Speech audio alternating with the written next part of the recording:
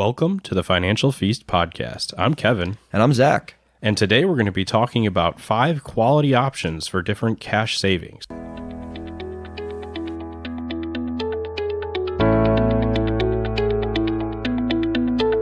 So how's your weekend? Yeah, man. Week's been good. We've been doing a lot of different things. In 2023, my wife and I have unofficially started a new, habit, I guess, a new trend that we're doing in our family. We've been trying to cook something new every week. We started doing this because over Christmas we went to see her sister in Minnesota, and I was doing a lot of cooking up there, and I really enjoy cooking, so that was fun. But we were cooking new things that I hadn't cooked before. And when we got home, my wife was like, that was really fun for you to cook all these things that we haven't had. I hope this is going to continue. So we've been cooking new stuff every week. And I'm actually kind of excited because I wanted to kind of incorporate it into the podcast and talk a little bit about what I'm cooking. Yeah. So you actually do a lot of different kinds of cooking, right? Like you do some gluten-free stuff because your wife has some dietary restrictions. Yeah. So we are fully gluten-free, dairy-free at my house. So what that means is everything is a lot more difficult to cook because when you look up a recipe, most of the time for most of the things that you want, it has gluten in it or it has dairy in it. So because we can't do butter, we can't do cheese and everything. So it takes a lot more work doing some of the recipes that we've been trying to do. But for example, this last weekend, I just cooked a lemon meringue pie for the first time. Nice. And it was pretty good, I think. Yeah. I enjoyed it. So that was a lot of fun. It was cool to kind of cook and bake it. It took me an hour and a half. I measured everything out. I made a meringue by myself. I'd never done that before, and it turned out all right. So nice. Yeah, it was fun. Yeah, that's pretty cool. I mean, when you're trying to experiment with different food types, especially the different dietary restrictions there, it's got to be pretty difficult. Yeah, no, and it was definitely a life adjustment for the first couple years to get used to kind of changing up how we cooked and what we cooked with and where we bought things and trying to be more money conscious because dairy-free, gluten-free things are typically more expensive. So trying to be smart with our choices. But it's been great. Yeah. Yeah, and that's another thing that another podcast on the road, we might give some tips on that, actually. Yeah, because there's a lot of people that we found who are gluten-free, dairy-free, and a lot of people are struggling with it because it's a big adjustment, and it's a big time commitment, and it's a big money commitment, too. Yeah, and it can be pretty hard on you mentally to kind of have to go through all that. So, but for today, we're going to focus on cash savings accounts. Just a few things we want to talk about before we begin. Kind of on the savings perspective, you still need a checking account, right? Yeah. This is when we're talking about savings options, we're going to give 4 different kind of qualifiers here before we get into a savings options here. And the first one is you do still need a checking option, right? A checking account somewhere for your bank deposits to go. Yes, and be able to access it whenever for bills and those various things. But another qualifier is a savings account is not a place to get rich or grow your money very quickly over a long period of time. Also, we're going to be talking about 2 different categories on savings accounts, one of them being liquid accounts and the other kind of more of a time requirement account where the time earnings over time, the savings will build. And savings accounts are great places to keep your emergency fund, but really only in the liquid portions. And what do we mean by liquid when we're saying liquid a lot? Yeah, so in the next little section we're going to talk about here, we're going to break it up into 2 different categories. But the liquid right now is just understanding that I can access that money right now. Whereas the time requirement ones that we'll talk about later, I just can't get to the money right now. And obviously with an emergency fund especially, if something comes up, I want to be able to access that like right now, right away, and not have to wait for months potentially.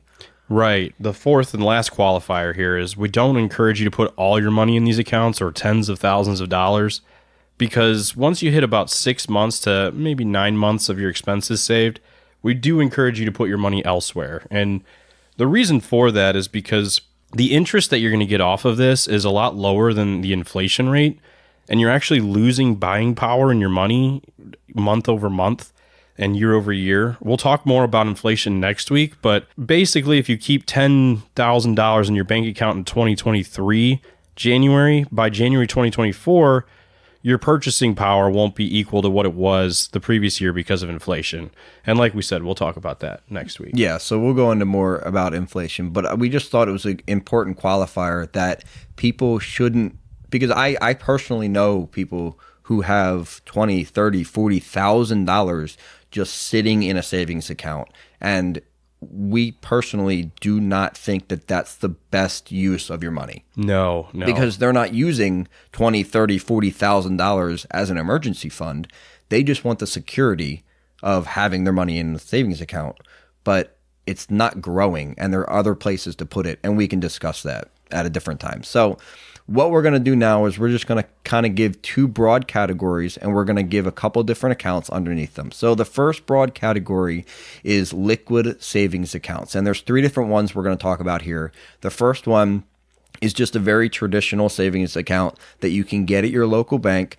I did some research and I looked up at my local bank in our area, just one of them. There's obviously a bunch of them, but at one of the local banks in my area, as of January of 2023, the current rate of interest at my savings account was 0.01. Ouch. So some people may be like, oh, well, that's a decent amount of interest, right? Some people could, yeah. When you do some more research, as we'll talk about here, you'll find that it's not the best rate that you can find. But what's the benefit of a local quality traditional savings account at your local bank then? I think the number one thing that comes to mind is security, right? It's safe. It's FDIC insured, meaning that up to a certain amount of money, you're guaranteed to be able to get that back if something were to happen. And it's easily accessible, right? Yeah. You can easily drive down to your local bank and get the money today if I need to get that cash out. And I know that I'm not going to lose it. Yeah, and maybe a step above a traditional savings account, another more liquid account that you can look into is a money market, which is essentially a mix between a checking and savings account because they give you a higher interest rate like a savings account, but you're also able sometimes to get a debit card and use a checkbook like a checking account.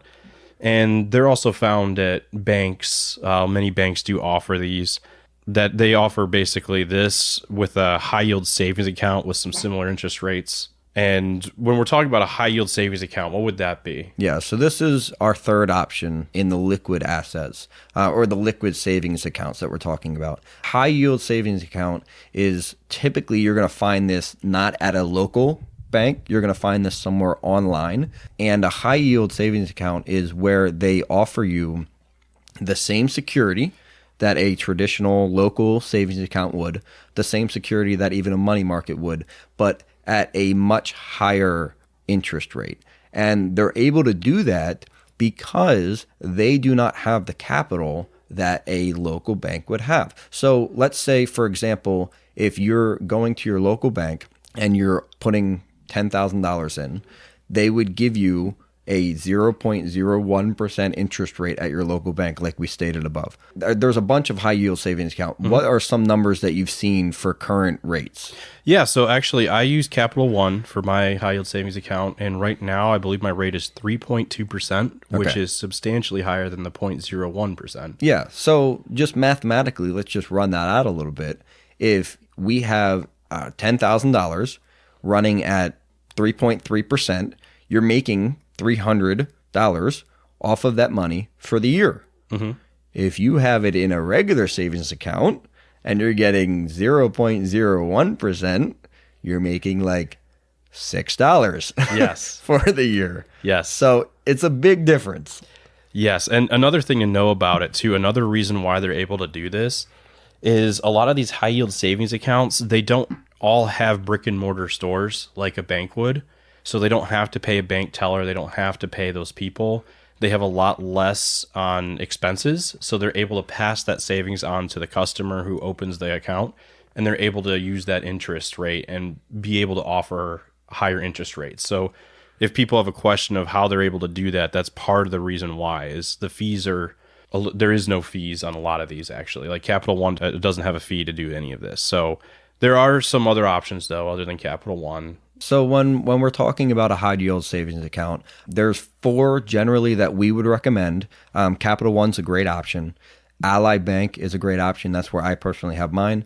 American Express Personal Savings is a really good option. And then Marcus by Goldman Sachs is a really good option. And all of these are running about the same amount of interest rate. They all have the same security standpoint, so you're not going to be concerned about putting your money into one of those. I know that a lot of people, when they hear online bank, may be a little tentative, right? When they're kind of getting into that on how secure is this? I think there's a couple different things when you're going to look at an online account that you should kind of check into. There's a couple different ticks that we would like you to kind of tick off on your checklist to make sure that this is a good option. Option number one is the APY that they're offering, which is the annual percentage yield, which is that 3.3% that we're talking about with accounts that we specifically mentioned. Another one is the fees, like Kevin mentioned. Make sure that they don't have fees depending on how much money you have, depending on how much money you can take out at a certain time, all those different things. Make sure that there's no fees with those general things. Another option, another third point for things to check into is there a minimum deposit? And most of them don't have a minimum deposit. Most of them aren't requiring you to put $10,000 in. But some, I've seen a few that have had $500, I think. Yes, and some will actually offer you more interest if you put a substantial amount in. They'll offer a higher interest rate. Yeah. But yeah, most of the time there is no minimum deposit. Yeah. And then the fourth one is just to make sure it's an FDIC insured. And all that means is that they're federally insured by the government to up to, I think it's $250,000. So when you go to your local bank, a Chase Bank or whatever your local bank would be, they're FDIC insured. And most of these online banks now that you're going to see are FDIC insured. So that's not really something you're going to have to be concerned about, but it is important to think through. Another thing to kind of note with an online bank is it does take a day or two for you to maybe have access to your money. Yes, and this is both in depositing and withdrawing. It takes a couple days for them to take the money into the account, and it takes 2 to 3 business days. Many companies will give you the amount of business days it takes, and sometimes it's actually less, but just be aware that if something happens and you need money right away, this might not be that place. It takes a couple days. Also, just a final thing to remember that these are variable rates, so that 3.3%, it does change with the market, but it will generally always be higher than your basic local bank's savings account. Yeah, it's I would say probably, I mean, I don't know, I don't want to be 100% guarantee, but I would say 99.9% of the time, it's going to be significantly higher. I think on average, they're running 20 to 25 times the rate of your local savings account interest rate, which is a big amount of money, depending on how much you have in there, that you're just getting for free for them holding your cash. Yes, and this is actually not a bad place to put an emergency fund. So long as you have a decent amount of money in your bank savings, like what we do is we have a checking account, a bank savings account, and then we have this high yield savings. And we have enough to kind of buffer in case of a day emergency.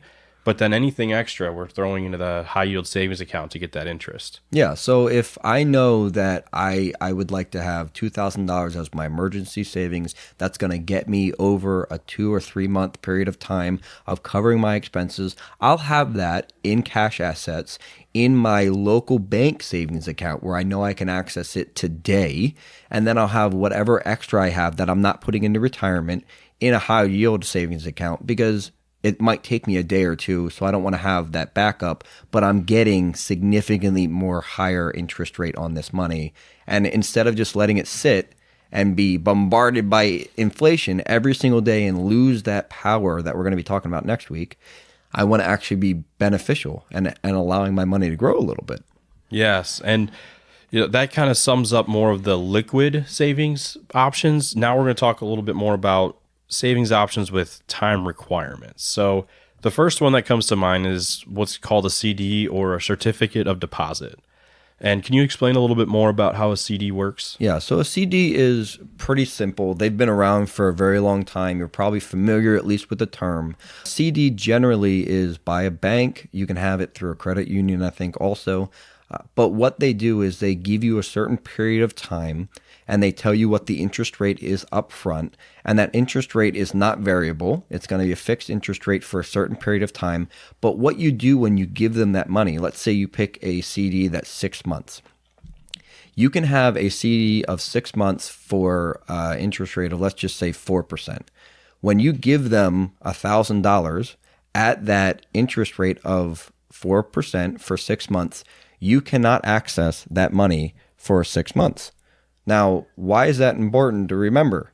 It's important because if you need that money in the 6 months, you're kind of out of luck there in a way. Exactly. So when you're looking at a CD, you may say, hey, 4%. I've seen even in January right now as high as 4.5%. You're looking at that interest rate and saying, I can get 4.5% for my money in a CD, whereas in a high yield savings account, I can only get 3.3%. That's 1.2% better. Man, I'm just going to dump my money into there.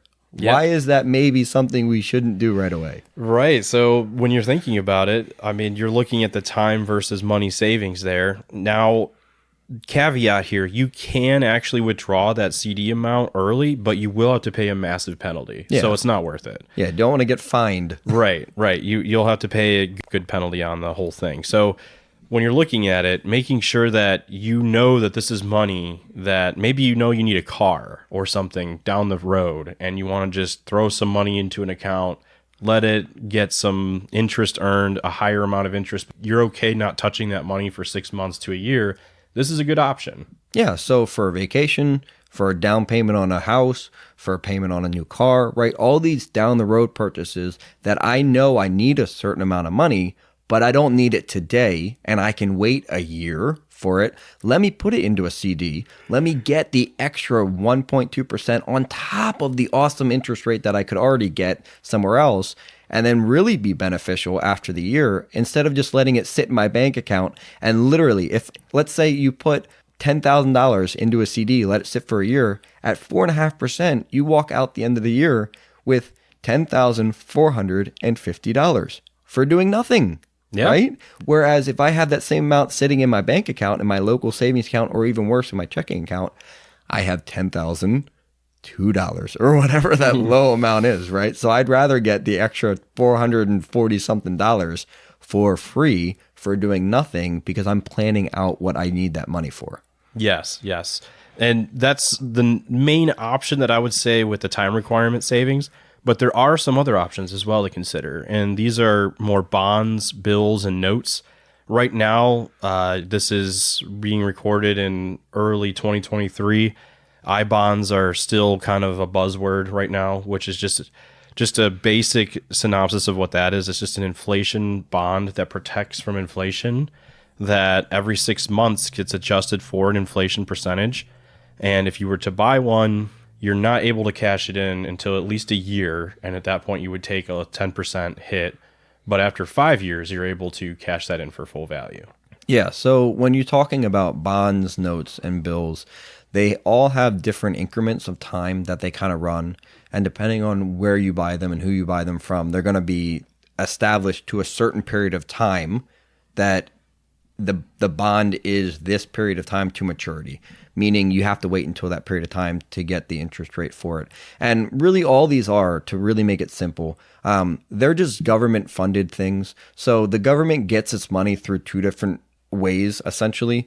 Taxes, which we all pay taxes, and then it also has the option of doing these bonds, bills, or notes, where the government says, hey, if you loan me $10,000, right, for a year, I will guarantee that you will get that money back at blank interest rate in a year. And the government then uses your money that you've given them for the next year to do whatever nefarious things, not nefarious, that was maybe not the best, right? Whatever things the government does, right, with that $10,000, and then they give it back to you at the end of the time. So these are decent options. An I-bond right now is, I think, 6.9% interest right now. So if you get a 6%, if you get a 6 month interest rate on an I-bond, you could be getting a very, very good rate of return. But just like a CD, these are time requirement things, which is why we're saying don't put your emergency fund into this because you can't access that money. Right. And the nice thing about the inflation bonds is, as I said, they do adjust with inflation. So as inflation goes up, you get more of a percentage earnings on it. As it goes down, you lose kind of that percentage. So just know that it is variable. Every 6 months, it does change. I mean, if you look at in 2010, I believe the I bond rates were close to like 0.2%. So clearly it does fluctuate. And these are good down the road purchases, as we mentioned before, but there are other ones out there, like they call them TIPS, which are treasury interest protected securities, I believe is what those are. We'll talk more about those at another podcast. We're going to be kind of diving deeper into what these are, but just to be aware that there are other things out there that you can also do the time savings in that go deeper. Just like anything else in finance, you can always go another layer deeper. So what do we want you walking away from today kind of with? Just some highlights about what we talked, just to kind of bring it all back into a nice, clean, beautiful package. There's two different categories that we discussed: the liquid asset accounts and then the time requirement accounts. And hopefully, if you're talking about any of these accounts, that means, number one, you're doing a good job, because that means you have extra money from paying off your bills every single month to actually think about doing something with. Yeah. So congrats, pat yourself on the back. Good job, because you're doing something right. So now that you have that extra money, you need to now figure out what you want to do with that extra money. Are there long-term goals that you have with them? Are there short-term goals that you have with them? Do you have an emergency fund already? Do you not have an emergency fund? How much do you need an emergency fund? All these questions are things that you should be thinking through. And we hope that if you have that money, you have that emergency fund and you're comfortable with it, I think from a liquid standpoint, we would highly recommend that you look into a high yield savings account. Yes. And just being aware of all the options that are out there. This podcast really is to help you just kind of become more aware of what else is out there to help you. And once again, that's why we're doing this, to help others with their money, with their personal finance, with other options that they can make their money grow, their knowledge grow. And the high yield savings account is a great option for making that money that would normally sit there getting 0.01% interest, get a little bit more for your time, really. Yeah. And the CD and the bonds are also a good option, depending on what you need with that money. If that's something that you're not going to access in a year, you're going to Bora Bora, which I always think of the Geico commercial now with the Bora Boring. When I say Bora Bora, if you're going on vacation in a year and you don't need that money, maybe consider putting it into a CD where you can get 4.5%, right? If somebody's going to give you free money to hold on to your money for you doing nothing, and it's literally no risk at all, right? There's no risk for that. No. Like that seems kind of silly to not do that. So consider these options and kind of think through what you may want to do with your money, what down the road purchases you have planned, what life plans you have, and how these different options may be beneficial to you. Yes. And once again, next week, we're going to talk about inflation. So some of the stuff we talked about might carry over into our next episode. So we will see you then.